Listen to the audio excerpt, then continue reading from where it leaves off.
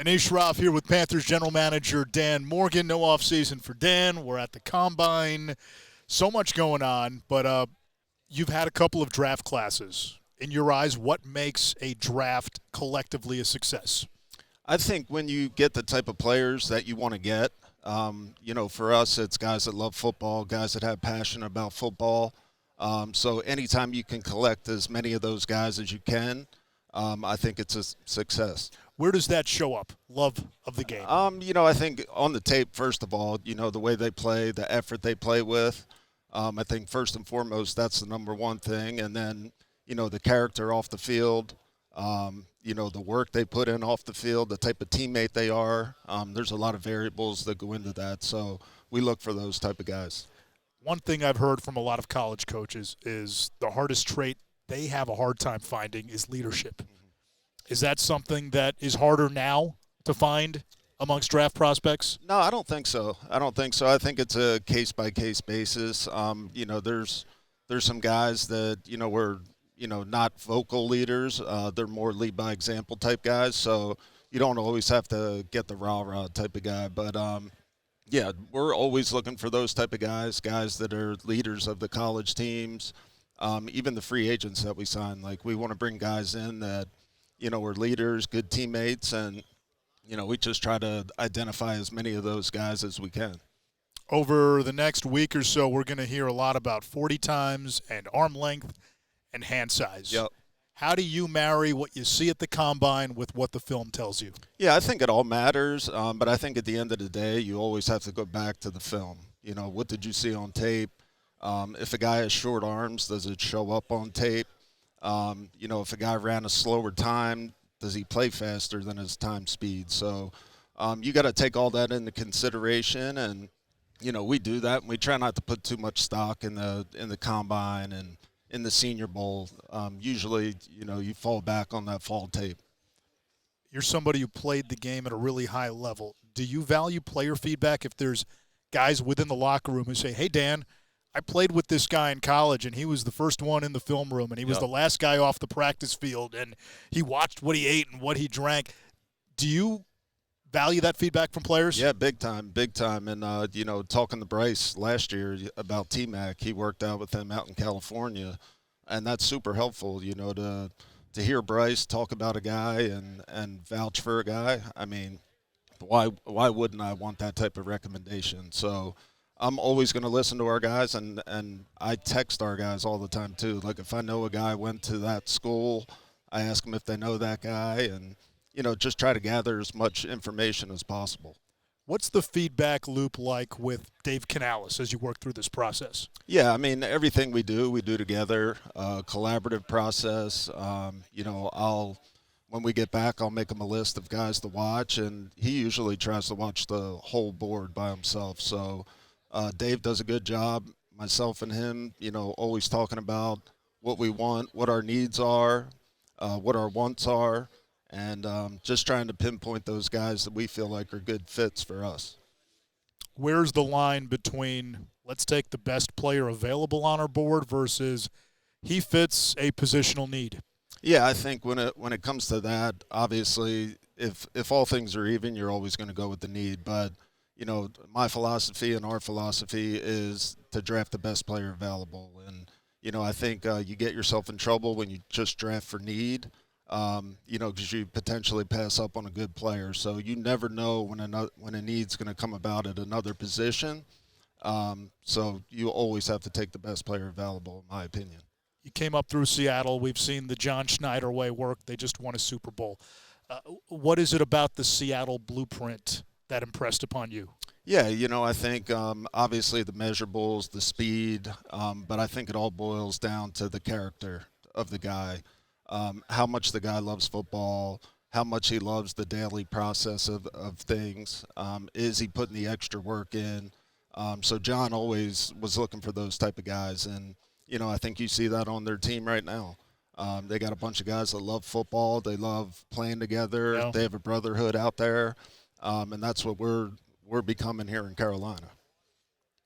To go to certain needs that I know you have publicly said that you are looking to address and enhance. Starts with the pass rush. Yep.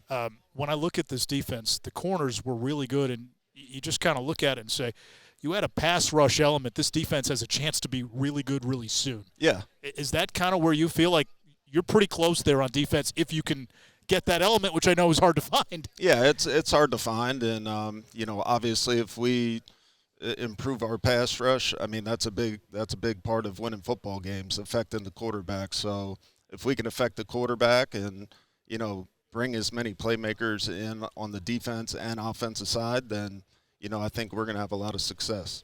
What do you look for in a pass rusher? I mean, first and foremost, you want a guy that can get off the ball. You want a guy that knows how to rush the passer in terms of hand use, counter moves, and just a high IQ guy that can predict what's going to happen before it happens on the offensive side of the ball. So, just those type of guys that affect the quarterback. Nick Scorton, second-round pick last year, really promising rookie season, still very young, 21 years. He played 21 years old as of right now. What do you like about where Nick Scorton can go and being a part of that solution? I like him a lot. Obviously, drafting him, drafting Princely out there, two young guys with a lot of talent. They bring a lot of energy to practice. They both love football. They both love the game. And, again, those are the type of guys that we want to bring into this culture, into this building, because you win with players like that. So both those guys, I'm excited about them developing and keep getting better and better and, being impact players for us. You played the flagship position for the franchise, inside linebacker. When you look at that position, this is supposed to be a deep class when it comes to middle linebackers. What are the traits that you value the most? Yeah, I think first and foremost, being smart, being tough, and then when you're the middle linebacker, you have to stand in front of that huddle. You have to demand the respect, demand the attention. So that guy has to be a good leader, but an authentic leader. They're being themselves. And so, I think if we can get that type of guy that can stand in front of the huddle, command the huddle, and just be a playmaker out there and have instincts and speed and, all those things you want from a middle linebacker, that's what we're looking for this year. And I think that'll definitely help us on the defensive side of the ball. Does it matter if a guy played middle linebacker in a 4-3 in college and now you guys run a 3-4? No, I don't think it really matters. I think you really just look at the guys on a case-by-case basis. I think a lot of these linebackers nowadays, they've played in different systems with NIL. They've been, used to just playing in all types of different schemes. And, we're looking for guys that are ball hawks, guys that are out there flying to the ball, playing with high effort, speed, instincts, motor. So, we got to get those type of guys, and we're on the hunt for it right now. Come back to the player movement in college. So college coaches see that as something that makes their job infinitely harder. From your standpoint, guys who've played in different systems, does that give them maybe more adaptability? Yeah, I think so. I think when you play in different systems and you learn different ways and you've been coached different ways, I think it definitely helps you go into the next level as opposed to a guy that might have, stayed at a school and just ran this certain coverage, 70, 80% of the time. So I think it definitely helps from that aspect. To the offensive side of the ball, you spent a lot of money on the offensive line a couple of years ago, and then unfortunately Ike Ekwonu's got the injury at the end of last season. How does that change how you look at the O-line and the blueprint for that unit? Yeah, obviously it affects it. I think whether Ike got hurt or didn't, offensive line was still going to be a priority for us. The philosophy that we have is be strong on the defensive side of the defensive front and be strong on the offensive front. We have to dominate the line of scrimmage, and I think if you can do that on a week-by-week basis, it gives you a chance to win football games. So we're going to make our front strong as we can, and, tackle's no different. Where do you see on the offensive side of the ball the biggest priority for you in free agency and the draft? I think on the offensive side of the ball, obviously, we're tracking Icky and his injury, and it's unfortunate. Such a great dude and such a great player.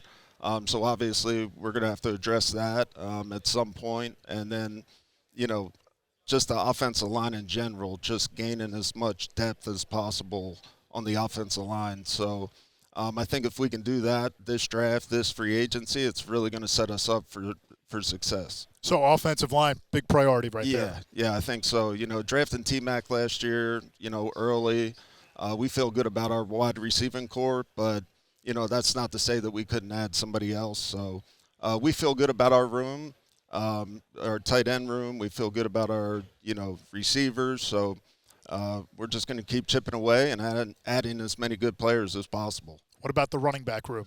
The running back room, we're excited to get Jonathan Brooks back. He, went through so much with the ACL. You just feel for him. So we're excited to get him back. And then obviously Chuba's still there. Trevor Etienne's going to get his opportunities. He's a young back that we really like. So we're excited about our room, and that's not to say we wouldn't add to it. We're never going to rule that out.